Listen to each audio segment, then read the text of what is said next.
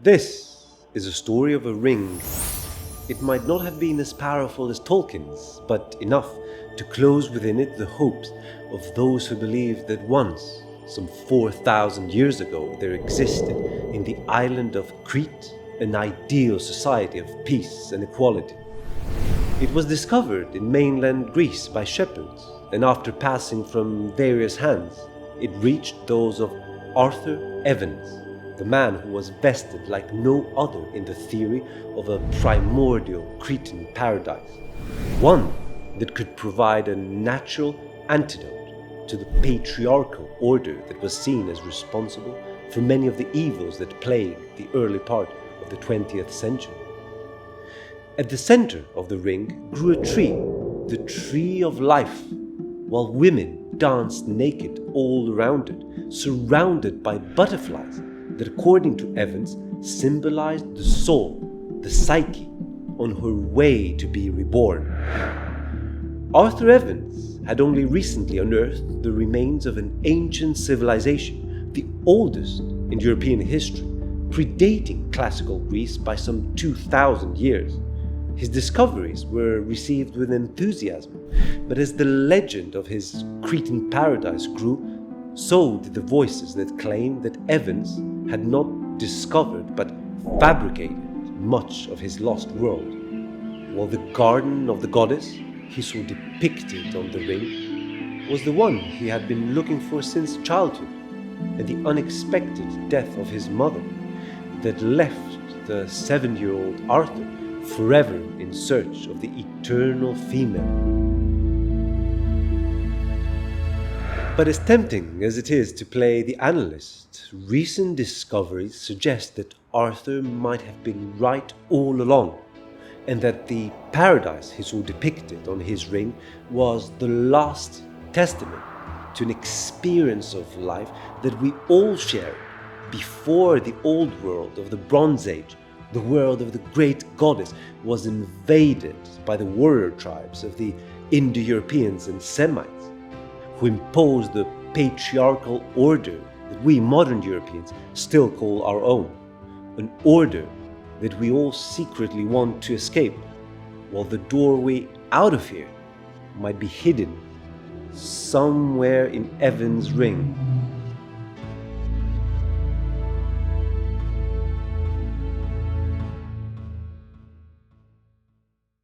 The ring that would eventually be called Ring of Nestor is made of 31 grams of solid gold.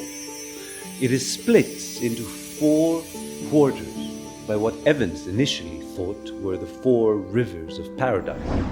but were later recognized as a tree, the tree of life. On the upper left, we can see what Evans believes to be various representations of the great goddess, the goddess that ancient Cretans or Minoans were thought to have worshipped. Having left little in terms of writing, mostly incomprehensible at that, the exact content of Minoan religion remains uncertain, but some educated guesses can be made by comparing that culture to those synchronous to it, as well as the large numbers of female figurines that were uncovered in the palatial ruins excavated by Evans. On the upper right crouches a lion, while in the lower parts a uniform scene unfolds, possibly with initiates being led by divinities bearing the heads of a griffin, while at the base of the tree is the form of a snake or dragon. But perhaps more than anything else, Evans was struck by the images of butterflies found in the first quarter, which he believed to symbolize the soul or psyche of those recently dead on their way back to rebirth, and his book drew parallels between similar beliefs held by Aristotle and various folk tales from Egypt or even Scotland. Evans was not a man known for holding back on his conclusions, and so, after naming the Ring of Nestor, he wrote a book about what he believed was its original meaning, a glimpse into a primordial paradise of feminine grace, one where even death could not enter. But how objective were his judgments? Looking at his family's journals, critics have discovered an interesting letter written decades ago by Evan's father, when Arthur himself was still a little boy, observing with great worry how his 5-year-old son had been engaging in a strange ritual right after his mother's early death, the burying of dolls together with butterflies. And so,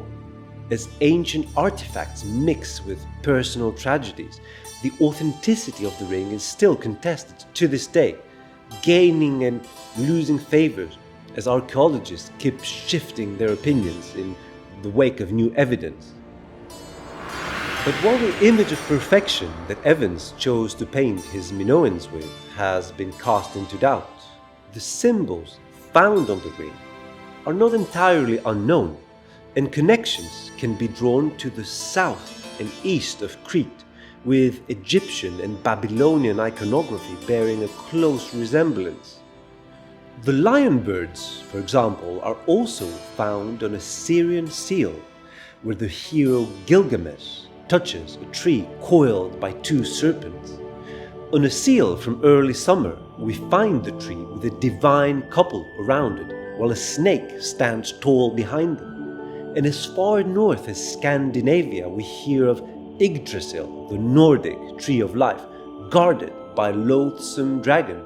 who might actually be the same creature that is sitting at the base of Nestor's ring. And why stop there? As those of us who grew on the Bible, the image of a life-giving tree guarded by a snake, while tasted by a divine woman, is far from unknown, and is directly related to Eve and the Garden of Paradise just before the fall. Upon noticing the similarities, however, we are immediately struck by the difference in the overall tone, as the garden portrayed in the Ring of Nestor shows a world that calls initiates closer, while the Garden of Eden has been sealed forever and mankind cast away. The lion on the upper right, as well as the griffins in the lower part, bear a resemblance to the cherubim, the guardian that was placed by God to guard the tree of life after the fall, so that those recently exiled could not return. This drastic change in tone is to be found all over the ancient world. During the time when the ancient Cretans ruled the seas, the 2nd millennium before Christ, the source of life seems to have been recognized in nature itself, with an emphasis on the fertility of women.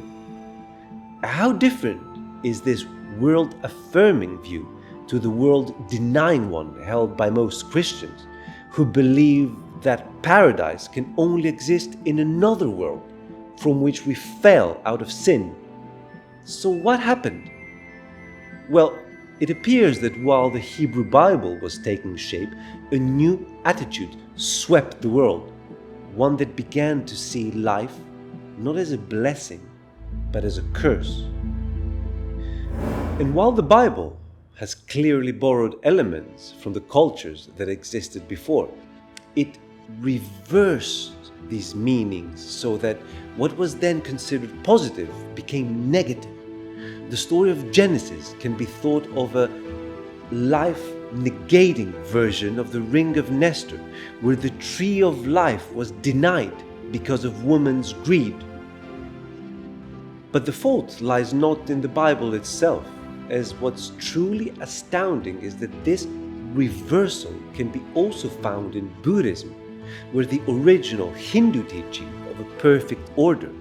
one where life moves in ever-repeating circles of reincarnation, was suddenly seen as a prison, samsara, from which the Buddha sought to escape at all costs.